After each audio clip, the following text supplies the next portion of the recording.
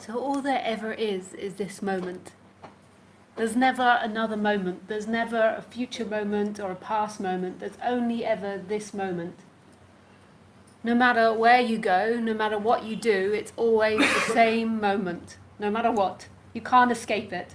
You can't run out of the moment. You can't, it's like, I remember this like cartoon of Pink Panther of him like trying to get out of the TV program. Like, it never worked. He couldn't get out of the TV program. You're always here, no matter what. You can run, you can hide, you can lay in bed with the pillow over your head, like the cover over, and you're still here, no matter what. However, for most people, this isn't a celebration. They don't really think about the fact that this is where you always are, that this is the constant. This is more constant than your personality structure. This is more constant than any memory, than any thought about yourself, than any idea, than your body. This is the constant. There isn't anything else that is as constant as this moment. And this moment always contains consciousness. There has to be consciousness in this moment, otherwise it wouldn't be happening. It would be blackout. It would be sleep time. There's always consciousness happening. And that consciousness isn't actually separate from the things. It isn't actually separate from anything. There is simply awakeness that is everything.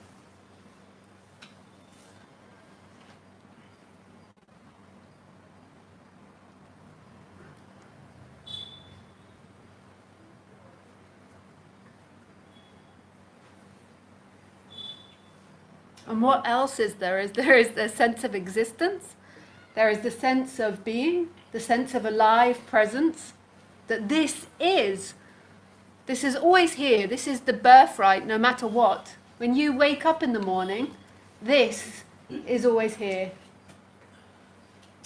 This empty looking and this sense of existence and everything. Everything is changing like a kaleidoscope changes. It's like forms are changing into other forms, but there's always this, no matter what. Yet this is not even thought about or looked at. This isn't even considered. What we consider when we're thinking about ourselves is past and future. And what we consider happiness to be is something that's found in the past or future, and something that you achieve, that you arrive at. You arrive at enlightenment. You arrive at a lot of money. You arrive at a happiness. You arrive at a feeling. A feeling isn't it either. You arrive at a good relationship. You arrive at a peaceful relationship. You arrive at children, at getting a home. These are all things that you achieve and you arrive at, and you've been taught and conditioned to believe that that is happiness. Even in enlightenment, the idea is it's an experience, it's something that you achieve and you arrive at. But there is another perspective that can be taken. Maybe there is a freedom that isn't based on condition, that isn't based on something that comes and goes. And that freedom is inherent to everything. Everything. It's not like one person gets more alive presence than the other, even though that's kind of taught like somebody has more live presence. But if you put it as awakeness or experiencing, it's not that one person has it more than the other, that the bird has it more than an insect, although we don't know what the insect's experience is. But in human form, it's not that one person has more awakeness than the other. We all get it. As soon as we wake up in the morning, there is existence. There is this experiencing that happens, and it's free. But that is never looked at. What's looked at is things. But what if there is a secret in the experiencing? That there is this get out of suffering in the experiencing. Because when you dive in, it's not even you dive in, but when there's a collapsing into this moment, into what's actually here, there is a seeing that nobody suffers, that nobody has to suffer life. That there's nothing here suffering, that this is emptiness experiencing itself, and it's free in every moment. In every moment it's free. There is nothing experiencing life here, and that's the freedom that that nothing is having an experience, nothing suffers. It's free to do as it pleases right here. This isn't about you being happy or you having nice things in your life, although it might affect the you to be a more positive you, which attracts more nicer things in your life. But that's not the point. That there is this mystery happening right here, that I could come and I could scream my head off at you and I'd really humiliate you, and there's nobody experiencing that. You could be put in prison, you could have terrible experience or a beautiful experience, and there is nobody that has to carry the weight of that. The suffering in the human world comes from having belief and this energy of having to carry the weight of life. The freedom is here in your nature. It's in what's always appearing. The suffering comes from the belief that the freedom is in time. The freedom is in something you do or don't do, something you arrive at. It doesn't mean that we can't talk about the person in time, and I'm happy to talk about the suffering of the person and how to relax the person. But I do see them as different subjects. I don't see that the person gets enlightened, and I don't believe that becoming unconditioned is the answer. However, if you're really, really suffering, it's impossible to hear non-duality, or it seems impossible to hear non-duality, because there's so much seeking and so much tension going into time, into you, into trying to fix yourself. And to hear that this is the freedom, this moment is the freedom, is very unsatisfactory if the body is in deep suffering.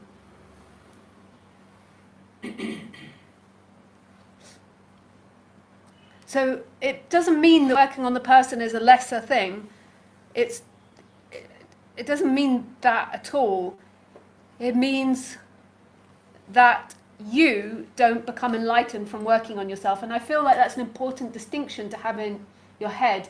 It doesn't mean you don't work on yourself. I think a balanced human will always work on themselves to strive to be more integrated, more balanced, more nicer, more kinder, all the good qualities of humanity. But it's not that person will arrive at something, because who are you now? Who's looking out of your eyes? It's not that person. That person is an experience. But I see that where they meet is that there has to be a settling of that person to some extent in most characters. But I don't mean to make it seem like less work. I see it as very important as striving to improve ourselves on the human level. This is only considerate to your neighbours. To be a nicer person. But it's just that you won't get there, and that's, I suppose, what I'm trying to distinguish the difference between. But I also feel as a speaker, if I ignore talking about the personal self, this can lead to mischief too, because the personal self will try to put on the jacket of non-duality, which is a disaster. If you as a somebody try to be a nobody, this is very confusing. This is a bit of a disaster. And that's what tends to happen when you first start hearing the subject. You're like, okay, so I've got to be nobody. I have no desires, no will.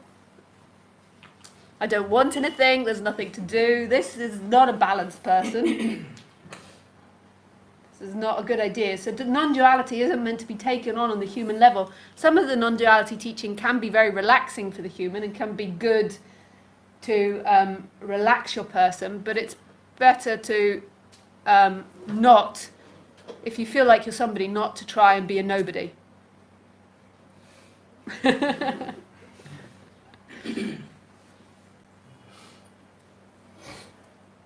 The other bit that it crosses as well is seeking energy. So when you feel separate, your personality character is always going to seek. It's always going to seek to find the end of separation, but it seeks to find the end of separation in time. So it seeks to find it in the lover, in the home, in the money, in the enlightenment. And that's the other place where they cross as well. So if anybody wants to ask any questions about helping with the personality structure or about non-duality, I'm very happy to answer that.